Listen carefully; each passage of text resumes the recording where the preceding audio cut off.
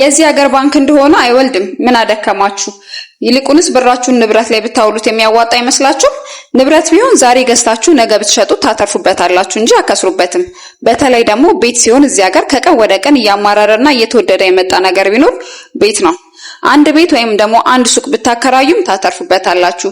ብትሸጡትም ደግሞ ዛሬ ገዝታችሁ ነገ ብትሸጡት የሚተረፍበት እንደሆነ ማንም የሚያውቀው ነው።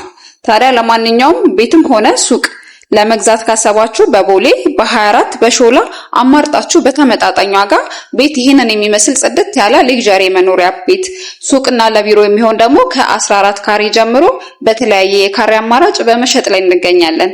ለበለጠ መረጃ እንግዲህ ከታች ስልክ ቁጥር አስቀምጥላችኋለሁ። የምትፈልጉትን ነገር ደውላችሁ ኢንፎርሜሽን መረጃ መውሰድ ትችላላችሁ።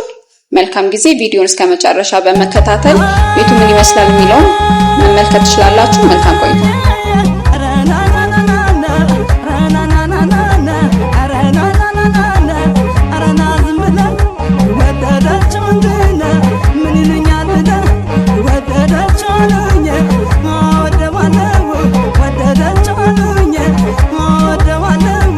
Sana